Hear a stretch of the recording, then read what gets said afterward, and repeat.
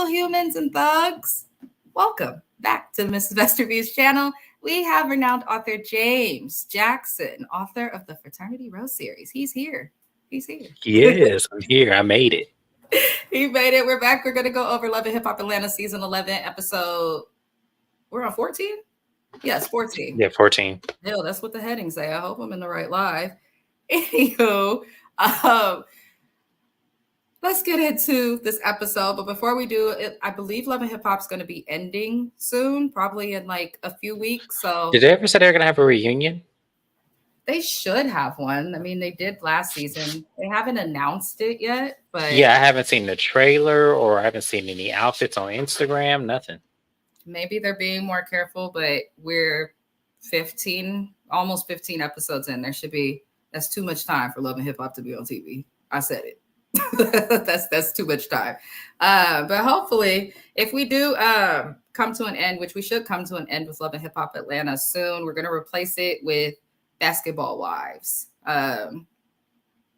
So yes, that's what we'll place it with. Anywho, we're gonna get into the recap immediately. So the previous episode we left off on, we had the group in the Bahamas at a table, basically grilling Bambi, which I think was necessary, and Sierra, because in a prior episode, we had to deal with Erica Mena referring to Spice as a monkey because Erica Mena felt that her child was talked about, even though it was her parenting. So, whatever the hell, we know what happened. So Bambi kept using the word at this dinner, supposedly, when talking about the comment to calm the table down. And I don't think Bambi understood that that's what was bothering the people at the table. I think that Sierra understands and cares more about the culture than Bambi. I feel that way because Sierra's sitting there calmly. Sierra, as soon as they said monkey and told her what Erica said, Sierra's face in the previous episode was like, she looked shocked, like, the fuck? Why would she say that? So and we know she's not friends with them anymore, so that gives her a little bit of grace. But Bambi, when somebody's like, I was offended because this is what, Erica said to me, I should not be recalled as a black monkey, and she wished death on me. And Bambi's like, well, if this supposedly happened, what if we said that to Dr. King? What if you were supposedly racially profiled? What if you, Bambi, shut up. Just stop. It's giving. Remember when light skinned Keisha was on the show and her friend used to date Kirk Obangos or whatever that man's name is, and Bambi had like this stank attitude from jump, and we were all trying to figure out like why. And then when she said it, it was like, oh well, you knew he already had a woman. It was like, well, one, it's not his wife, and two, like, do you really want to go there, Bambi? As Mrs. Best so happily says it every single time we are on this live about Bambi's little past. Bambi has more than a little past. She has more than a little past. She has so much more than a little past. Her past is big. It's a big past. Yeah, listen. This conversation at this table took up a lot of the episode. Did you peep? They were at the table for almost 30 minutes of this episode. Right, which is why we shouldn't be here no longer than 15 minutes. Listen, these fucking people. So basically, Shekinah then suddenly explains, she jumps in and she explains what happened to Bambi. And I noticed that Bambi is just like Spice. Once she hears something, she thinks she knows. Once she hears you make a statement, you can't finish your sentence. Once she thinks that she knows how you're going to finish your sentence, she's responding and cutting you off and not hearing any of that. So she doesn't let anybody speak. And I feel like she does that because if people speak, then as James stated, we're going to discuss her past. Like, it's going to happen. So she kind of basically explains what happened. Bambi's still on the same bullshit. And then Shekinah said, and I thought this was actually clever, because if we remember, they said, you guys fasted to pray for Erica or something. They said they fasted for Erica, which was stupid. Shekinah said, well, maybe y'all should have fasted them men, and then you wouldn't be bringing up and Karen and being so mad about stuff. I thought that was funny. But Shekinah then proceeds when Bambi responds upset to bring up her past. We ain't forgot about you in that hot tub with this one's husband, and when you was kissing on Benzino, and then we remember you was talking to him when he was still with Erica. I'm like, oh, so she called all of it out. Bambi then got more upset. Chaos erupted. I was proud of Carly Red, though. People who watch Love and Hip Hop Atlanta know that Carly Red usually inserts herself and is messy. She sat there. She fucking sat there. You have to understand something. Carly Red is a senior citizen, so she can't be out there, so rolling on the floor and knocking, things over and falling like she do every time a fight breaks out. She can't do that no more because she going, her back gonna hurt, her hip gonna spread, and she got to worry about her knees, her toes and everything else. It's just what it is. I'm done with him. He came prepared today to read, y'all, and I'm here for it. I know my friend from his body language to his tone. He said we're gonna get through this quickly, but they're gonna be read for filth. I feel that. Oh yeah. No, nobody's exempt.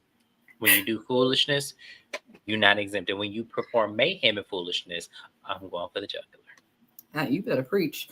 Listen, so basically, Carly sat quiet. I was happy with that. Spice, Shekinah, and Bambi, in my personal opinion, are equally problematic on this show because they don't know how to argue or do the little fun arguments. They don't know how to do that without talking over each other and taking it to a point where it becomes like, okay, they might really have a problem in real life, if y'all get what I'm trying to say. So that's what I feel. But what stopped the chaos? An eel, God's creature. That was God saying, listen, you bitches shut the fuck up before I get rid of this eel and send a stingray your way and you end up like the crocodile hunter. Because if that's what it took to stop the fucking bitching, then I'm happy. So the eel comes. In my opinion, like looking at the cast, they even posted this online. Everybody looked done. Mendices was like this. He don't want to deal with that. That man did 7 years. He doesn't want to hear this. He's just here because he need to check and his wife is relevant. And Khaotic just sitting in the corner on his phone. Sierra was just, and that's when I kind of felt like, I feel like we're going to start to see the crumbling of the friendship between that weird trio, because Sierra truly did look done and Bambi didn't make any fucking sense.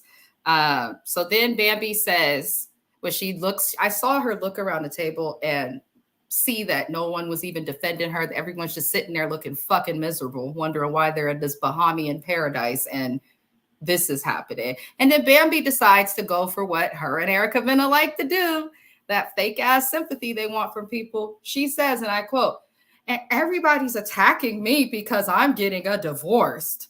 Huh? What does Erica Mena's comments that are racist towards Spice, who's also supposed to be your friend, have to do with your divorce? I was confused by that too. I was like, Bambi got flustered, I think, because she hasn't. So she just pulled that out her ass, is what you're saying? Because I feel like she did, because since Basketball Wives, she ain't been really in no arguments. Any issue she's had on TV has been with her man, but she hasn't had. No, like, she had some arguments and she had a fight, but it was like, to me, I'm gonna keep it real with Bambi. Bambi didn't have a leg to stand on, because you then look like you a sellout right now. So she is a sellout. Well, I understand that, but what I'm saying is you have to stand in this moment, because we don't know that she's a sellout in this moment. We just know what we were told, and like a fool, she's defending it instead of saying, "Nah, Erica dead ass wrong, and I'm gonna check her ass when I see her, because we can't have that here." Instead of her doing that, what she's choosing to do is say, "Oh, well, it's this, and Erica's my friend, and she's never did this to me, and I've never heard her use this." And it's like, we have seen Erica be problematic from the very day that she joined Love and Hip Hop. So why would it be so hard and far-fetched for you to believe that she is capable of doing what she did when day one she was in a fight? It was her first scene. She was in a fight with somebody. Bambi, are you So the reason Erica be getting her makeup done and her skin be looking like James? I'm I just just saying. listen I'm just because saying. some people you can't. I get what you're saying. Bambi's just a mess. Like just because you didn't experience that, to tell someone who claims to have experienced racism, like, oh, this ain't true. I just think it's irresponsible. You should at least, you know, look into it, try and be supportive of the person. But Bambi basically has no loyalty to anybody but Mena. That's how I viewed it. She brings up the divorce, which was annoying because she starts yelling about the divorce. And I noticed she does that after Scrappy walks in. And so, because he came late, and then Scrappy walks in, suddenly everyone's attacking you because you're getting a divorce. No, you were triggered because that man walked in while you were already getting attacked because of how he found your ass. And now you want to bring up your divorce so that people can feel sorry for you instead of remembering the pass around girl that you are, because I can't say that she is that anymore. But there's proof on video forever. I can Google it right now, share my screen, and we can see her in that hot tub, tonguing down Benzino, going with some other bitches. I mean, you listen, Bambi, if you did it and it's on camera, you're gonna have to address it. Every time someone says that, it's but we, or she says nothing and it's old. So after sitting there quiet, Scrappy says that it takes two. And I agree. I think it takes two for a relationship to work as well as for it to fail. And that doesn't always mean that someone's like at fault for it, but in order for the relationship to end, two people have to, if you're married, I'm Absolutely. not talking If you're about married, relationship. yeah. If Yeah. you're If you're married, married, you yeah. both got to sign that fucking paper. You both got to show up to court. So he has a point. I think that Scrappy did do a lot of bad. I don't think he's a good spouse or husband or man, like in terms of maturity at all. But at the same time, I do think he has a point. It takes two. And she has not taken any accountability for anything that she has done that could have caused him to feel unhappy. I'm not saying him feeling unhappy warrants I was anything gonna he's say done, that no, I but think the people wording. people like to focus on just the fact, like, oh, he allegedly cheated or he wasn't No, I there. think I think what she did, if we want to give her any responsibility, I think what she did was she gave him the, illusion that this relationship was beyond repair. And I think that is, if I could put fault on Bambi, that's what I'm gonna put fault on, because the thing about marriage is that you need to give it your all. And I think that because she's listening to the streets and listening to that, not really having, because she never said that she had solid proof that he was cheating. It's a text No, message. it was a text message. That doesn't necessarily mean that it's cheating. We And it don't know what wasn't this. even, from what she's explained, it sounds like it wasn't like a text message like that's incriminating, like with a I missed Yeah, you or a dick pic or something. Like it was just a text message from a person that yeah, and I was like, and that's what I'm saying. And the thing about it is, because of that, that's why I said she made it seem like there was no action of this being repaired, that this could be repaired. I So agree. that means that you already had a foot out the door and you were just looking for something instead of I just feel like saying, they and that's had another a thing. foot out the door when Scrappy was discussing the issues with Mama D and Right. And Bambi. I feel like that's a reason to And he leave. was crying on camera about his childhood, but he also cried, and people like to forget, my wife, I feel like I can't talk to her about this. My wife don't be emotionally supporting me. He also said my wife does Exactly. not check on me to see how I'm doing. She just be concerned about the money. And that's when I'm gonna Or, put the fire under him, because if you felt like that and you brought it to her attention, like, y'all have to understand something. There is no wrong reason to leave somebody. right. There is no wrong reason to leave somebody. It doesn't have to be no dire, most devastating reason to walk away from your relationship. If you've Mm, checked out, leave. If you are no longer interested, leave. If mm. you cannot find any joy in the situation, leave. There is no reason in this world you should stay with somebody because they have not given you a cheating scandal. They haven't put their hands on you, or they haven't stolen all your money or something like. I don't understand why people use dire situations to say, okay, the relationship is done, we should leave. That's crazy to me. I think people struggle obviously with feelings and emotions, but I think that ultimately, if you're that unhappy, and they've been talking about issues like this way before, like the divorce was coming. Hell, they barely got married. If we're really talking about it, like separate from all the people that girls in that hot tub with, her and Scrap had serious problems. If we think back to multiple seasons ago, before they could even get married, broke up 1,000 times. They got back together in the form of an engagement. So we have to, which is toxic as fuck. Okay, it's toxic as fuck. So that's really all we can say. But Scrap spoke up. That's our opinions. We're gonna move it along to the next scene, which we see Sierra and Spice basically speak. Spice explains her issues to Sierra with the race thing. And Sierra told Spice she needs to calm down and stop going off on people and just doing all the roo-rah so quick. And I actually agreed with Sierra. I agreed with her. And I hate it because it's the right message, wrong deliverer.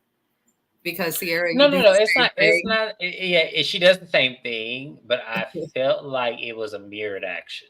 And what I mean by mirrored action, meaning that we may think it's the right message, wrong deliverer, but sometimes it takes somebody looking through the mirror glass for you to really see, oh yeah, this is the wrong thing that I'm doing. Because a lot of people feel like when the right person delivers the message, that they're some action of better than me. It doesn't necessarily mean that they are. Looking glass self-theoretical perspective is psychology. That's literally what he just said. That's what it is. So what he's saying is not just an opinion. I just want people to know there is scientific, statistical, qualitative, and quantitative studies and evidence of what he is saying to be true. Yes, and don't worry, y'all. We're opening the lab when we're in our 40s. We decided this. We just, we got to build the money up first. This is what this is for. I just think it's important because people should know that, like, what you're saying, that shit is real. I'm sorry, it is. It absolutely cool, but what you said, I really enjoyed. No, because but people understand I am educated in psychology as well, but I like the science approach to it because biology is more so the study of life. Psychology is the study of the mind, and the two are supposed to coincide, but they don't, and that's where she and I bridge the gap. Lord, I need to have James on a podcast. I started doing podcasts. I'm gonna only be doing them monthly, but we have one up with me and B Money, the psychophilosophy of television. Why we watch what we watch. I want to do one with you, James, and I'm going to ask you publicly. Because so I have to agree. I get you don't have to agree. No, I'm doing it anyway. But no, I'm just asking you now because I'm remembering, and it just so happens to be public. Because I've been meaning to, because I have one planned for astrology, but I want to plan one with James on like relationships, choices, because I feel like he's good at that. Y'all know he's good at that. Stop playing with my friend. Y'all know he's good at that. I'm not as great as people believe, but the thing about it is that when you have the study of life, you kind of understand humans a little bit more than you want to understand their minds, because you have to understand studying their patterns is better than studying how they think. So you have to understand something. We have to look at life a little bit differently. But talking about the wrong thing. That's why I need him on the podcast. But we go move it along.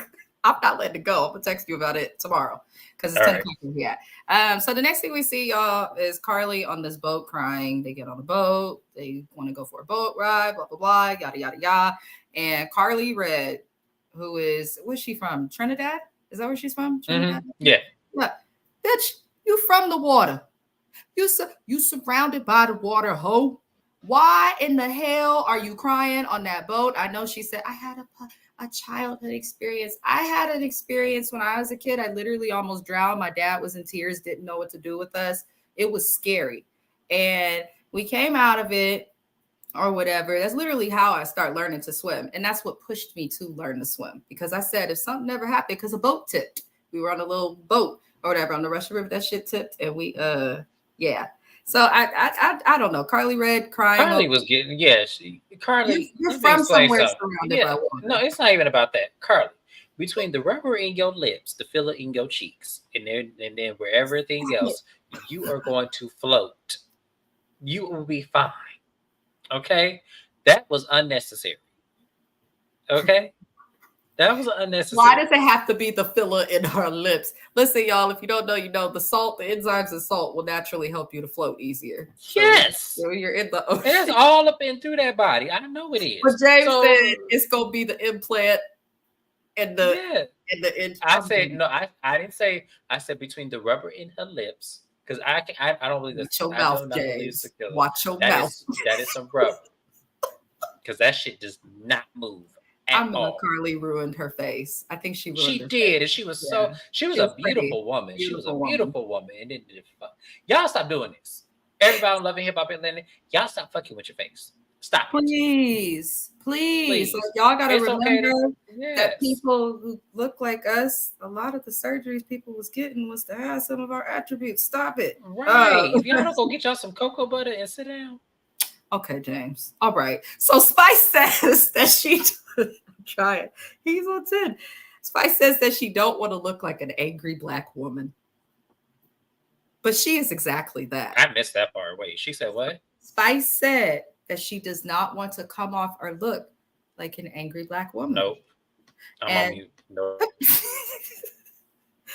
And my note says, but you are exactly that, Spice. You have been on this show for a couple seasons, and every season that Spice has been on the show, I'm not going over individual situations, but every season that she's been on this show, she's demonstrated anger in situations where she could have simply like carried a conversation. Spice saying that in that moment, that's like the equivalent of me saying I don't want to be Black.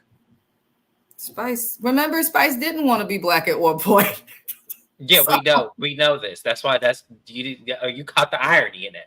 Because I just literally just said, like, yeah, you got the irony. Because she said that too. And this thing about it is MTV in this call center. Not the MTV call center call. Yeah, I got to call it I got to call the MTV call center because the thing about it is, did Tyler Perry like make y'all think he was really going to buy these networks, and then like y'all was? Yeah, I'm trying to figure out because this does not make sense. This does not make sense at all. How the hell do we go from her being angry with people the first 10 episodes of this season? 14. Well, no, I'm gonna give her 10 for now. I'm getting there. Okay. And then the 11 and 12 episode, we have someone racially profiling her. To now, her saying she doesn't want to be represented on the show or in life as an angry Black woman, when that is all that you have demonstrated from the first episode of this season to now. So you now have decided that you don't want to be seen when you have the full control and the wherewithal to not be one, but you do it anyway.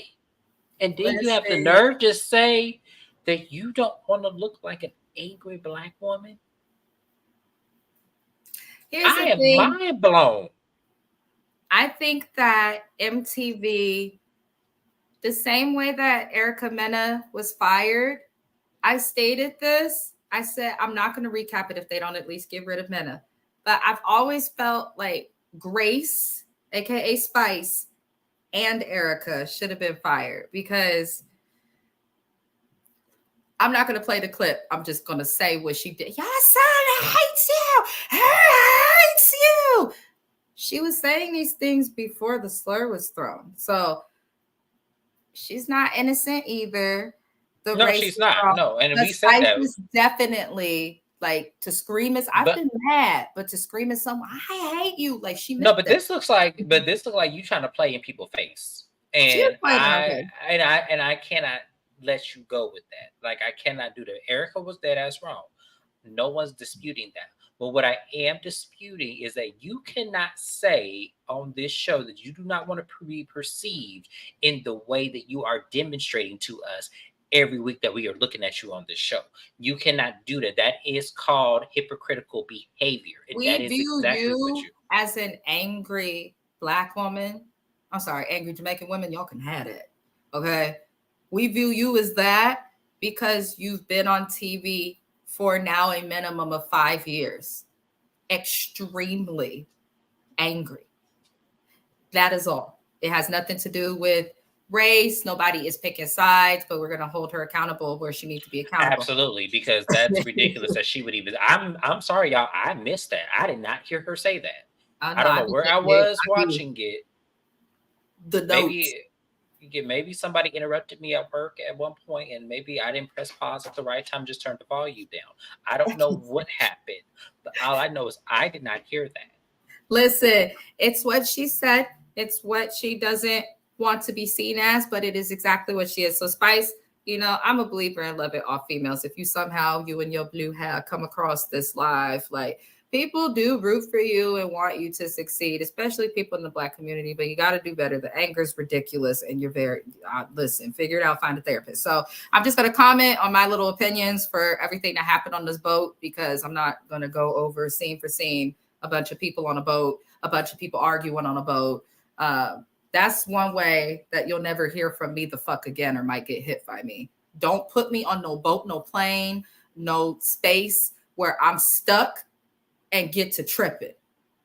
I'll never forgive you. That's all I'm gonna say. Them people was on that boat acting a fucking fool. And it was a little boat. It was too small of a boat, because y'all know they on Rasheeda and Kirk's credit limit. It was too small of a boat to be able. It wasn't even. We can't even call it a yacht.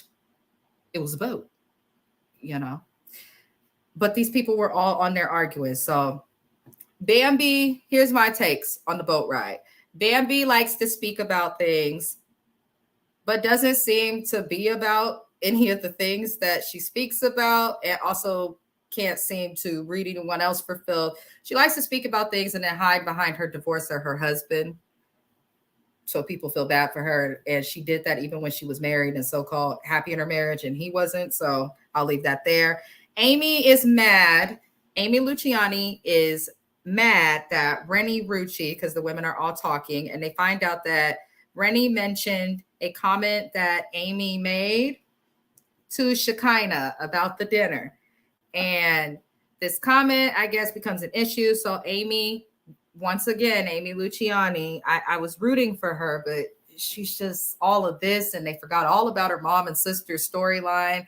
I don't think they knew what to do with this girl, and then she ended up getting cool with people, you know, on the show, and it worked. But I'm not sure what the fuck's going on, Amy. You were this hungry artist, this writer, this talent, opening businesses.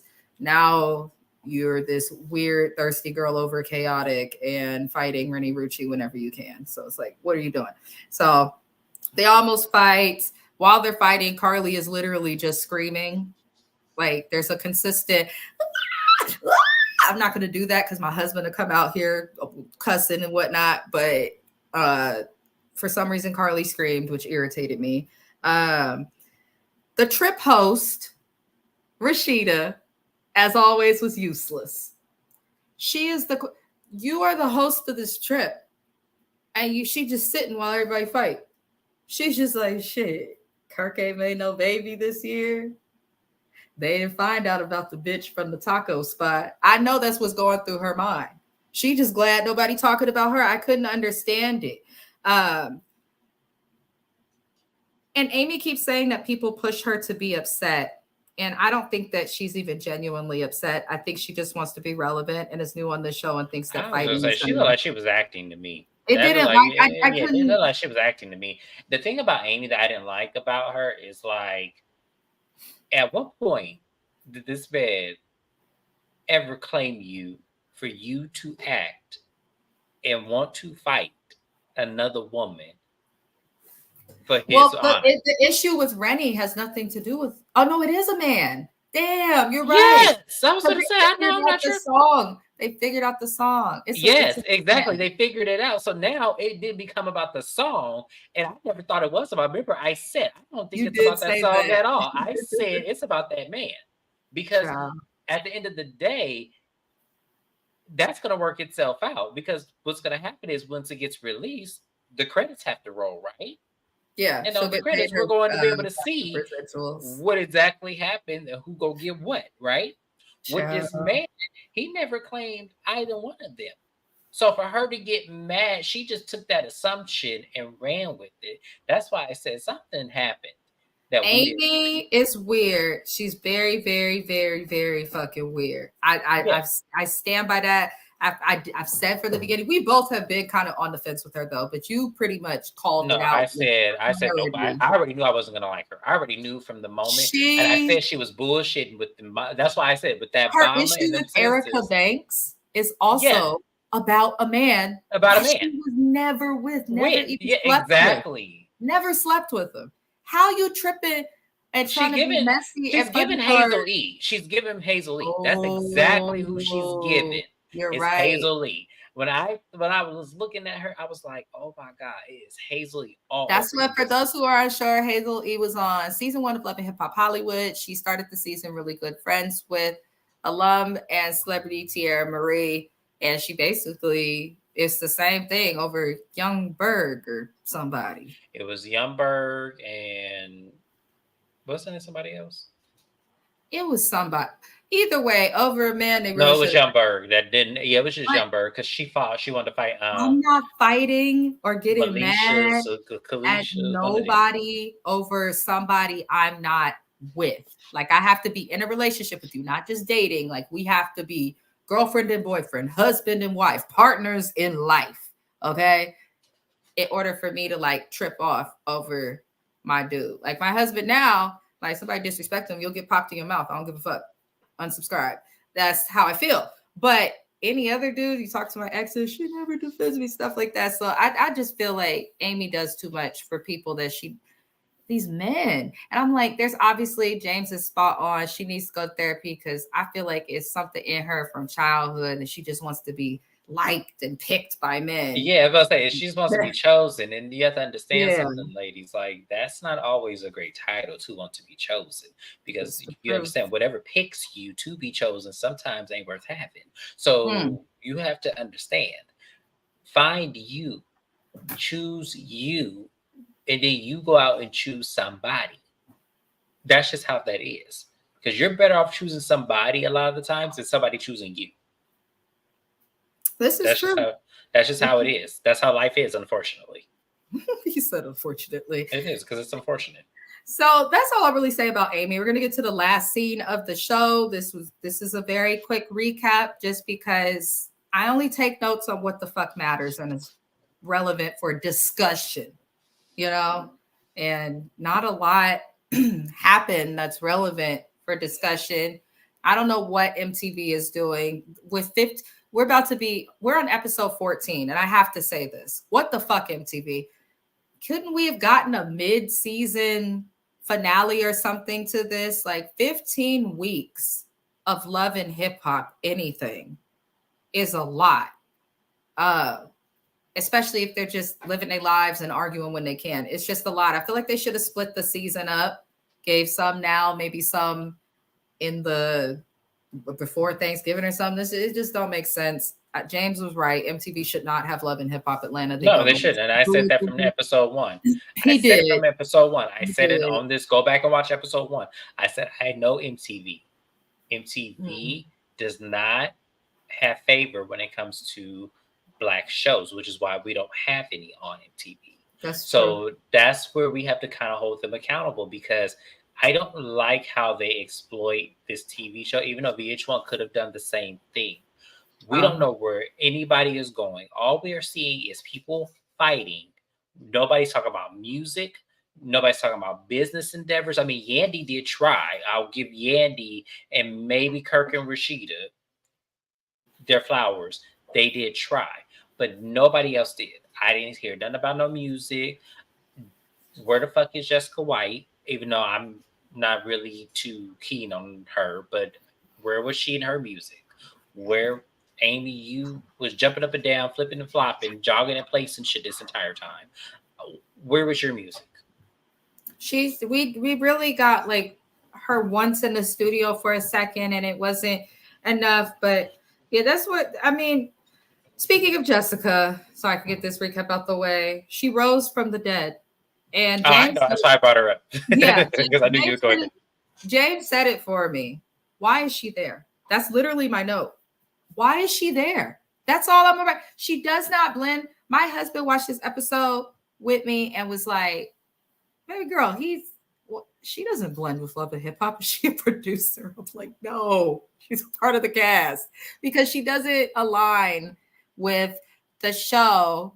She's a model. She has to be in a different crowd. I'm not saying she's better than these people, but the way that she conducts herself, she cannot allow herself to conduct herself in the way that the people on this show conduct themselves because it would impact her. No, it's given in one of these networks owed you some money and they just put you on the show and offered you a generous check just to exploit something about Nick Cannon that none of us. I mean, Wildin' Out does come on what channel? People? Yeah, I am just saying. That's a hey. I am just saying, and that's what it gives to me. It gives that one of the networks owe you money, and they put you on Love and Hip Hop, hoping that you would give some tea about Nick Cannon that we didn't know, but it wouldn't have mattered what you said about Nick Cannon. Yeah, I wouldn't even have believed you. I wouldn't have believed you anyway, so it wouldn't have mattered. So this will go quick, y'all. We'll probably be done before 40 minutes, and we're at 36:13. So Jessica rose from the dead. We don't know why she's there. We've already said what we said about that. She meets with Bambi. Bambi needs an ally. I think Bambi realizes Sierra is not going to go against her, but she's not going to speak up because Sierra's standing for her people. Bitch. Lord, irritating. So basically, Bambi tells her how everyone is coming for her. Sorry, y'all, I am looking down. That's where my notes are. Everyone's coming for her. Bambi wants people to feel sorry for her. We do not feel sorry for her. I do see that Bambi is a liar, too, because she told Jessica some things in ways that were not true, and we've seen this multiple times before. But if you watch Basketball Wives LA back in the day, you know Bambi a liar. We basically... We see everybody come together. Then they go to this group event. It looks like they're supposed to do karaoke, but as always, Kirk and Rasheeda are not on time. Who let them host the trip? I feel like once again, MTV don't know what the fuck they're doing because if anything, like I would have thought maybe Khaotic and I was gonna say Amy, but nah, fuck that. Nope, not Amy. But like somebody like where they were gonna be fun and did adventurous shit that they've never done before. I felt like Khaotic and maybe I don't know because Rennie Rucci not any emotional. They could have gave, in my opinion, it would have made a little more sense for Yandy and Mendices to host the trip. No. Hear me out. The reason I feel that way is just because Yandy has no purpose on the show thus far, obviously. I don't know why she's here. But one thing that she does have is relationships with each person on the show. The other thing is she's been on Love and Hip Hop the longest out of everyone. And then separate from that, though not for the adventurous part, but I feel like Yandy and Mendices would have we got us a rental. You know, they would have been more realistic with it. Really? Try to Kirk and Rasheeda making it seem like this is their vacation home when we looking at the Airbnb paperwork and chocolates and mints and shit that they leave in that fucking hotel. Then they send everybody to separate hotels. It was just, I don't feel like Rasheeda and Kirk are upscale. No, I agree with that. But I don't think, but to me, Yandy and Rasheeda, not Yandy and Rasheeda, Yandy and Mendices are Kirk and Rasheeda Juniors. I'm sorry, they're boring and nobody wants to see them. So that's what I say. Yandy been nobody. I don't want to see. I'm telling y'all, Yandy has not had a storyline since season. Okay, what season did Mendices go to jail and Yandy was acting a fool in a couple of them episodes? Because I'm telling you, it killed.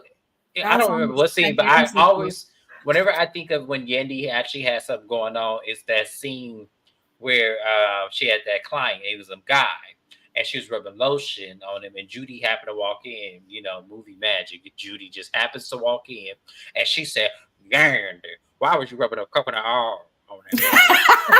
I cannot. I'm stopping you. No. Watch your mouth. You on timeout. I cannot. Why did he? Yo. That's what she did. I'm serious. No. Don't get into business with your friends. I be trying to take it seriously, get through, be a hostess. Not with James. This is for entertainment purposes. I know when to be serious and when not to be serious. But I gave Yandy some fun because I'm telling you, that's the only time I can remember Yandy ever having a storyline was that season, and that scene was proof. The fact that I remember that, mind y'all, that was like 7-8 years ago. So the fact that I still Honestly, remember that, yes. he's right though. Yandy herself hasn't had a storyline outside of Mendice's baby mamas, and even that got tired. Yeah, even we got tired of that. Look, Yandy ain't had no damn storyline. That's why I said that was the only time that one little scene, I promise you, that made me like Yandy that season. Just that one little scene because of Judy. That shit was funny. So other than that, no. I could not. So moving it along, everyone plays a game while they wait on the karaoke. They want to say nice things about each other. I'm like, oh, okay, woohoo, love and happiness. Um, Basically, Rennie, Rucci, and Amy have another conversation, and they make a more fake piece. I'm not going over the conversation because at this point, Rennie Rucci is just responding to Amy's shenanigans, and Amy, I don't think that she's doing this because she's really upset. I think she just acting a fool on camera. So I'm gonna move it along from that, but that's what ends up happening. So at least they made peace. So then we see Kirk. Him and that nasty Adam's apple want Scrap and Bam to talk. He wants Scrappy and Bambi to talk, who are actively going to divorce and have court when they're back from the island in the Bahamas. So my thing is to everybody on the cast, everybody. In the movie Poetic Justice, Tupac, what's her name? Jennifer something, the lady who played his mama. He came in her house saying all this stuff. Jennifer Lewis. Lewis, yes. I love her, by the way. She's one of my favorite actresses. Yes, one of my love favorites. Her, too. one of my all-time favorites. Anywho, as she looked at him, she said, "Look, I'm not gonna keep asking you the same things. Did you hear what I said?" And then she looked at him. He's like, "Dang, mama, no, wait a minute. Shut the fuck up and put the cigarette out." That's what I'm saying to the entire cast of Love and Hip Hop Atlanta. Mind your fucking business. Shut up. Put your cigarette, your blunt, whatever you got, put it out or light it up. Mind your business. Why does everybody keep, it seems like this cast cannot leave their marriage alone. And at this point, it's annoying.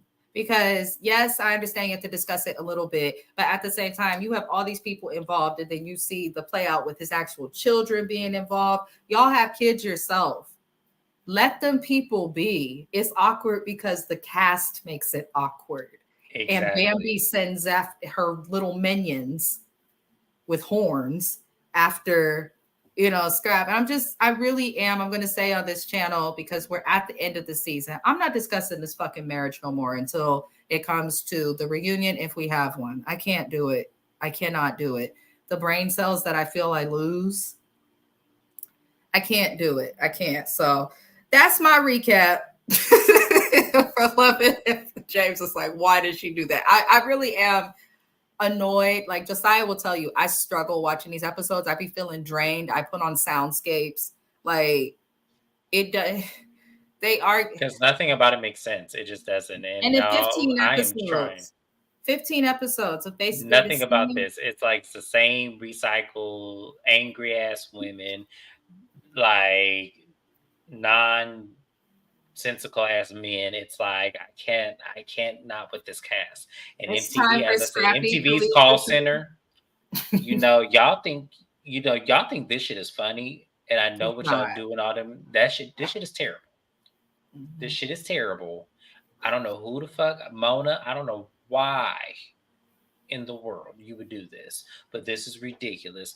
I expect better. MTV. Oh, random. I watched the A&E show 60 Days In, right? I'm not recapping, y'all. I just watch it. Why was Mona Scott Young the reunion host? I have to watch it because Mona ain't it's a been show the where host people volunteer to put themselves in jail for 60 days so they can like help affect change or whatever. Mona not gonna turn down no checks. No, but I was like, this was like one of the messiest seasons of the show, and they actually did some stuff where like the participants were like actually at risk and whatnot. And then at the reunion, like usually 60 days in reunions, they almost fought at a question that Mona asked in a calculated way. I said, oh, she brought that Love and Hip Hop shit to fucking A&E. Just a random fact. But anywho, that's my recap, y'all. I'm not the happiest with the season, but hey, it's been fun recapping it. We'll be back again next week. Let's thank James for being here, being present, giving his opinions, and making this fun. Sending love and light to you all. I hope you enjoy your evenings. We'll be back on my channel this Thursday, Friday, and Sunday. So enjoy your evenings, beautiful thugs. Bye, See James. ya. Bye.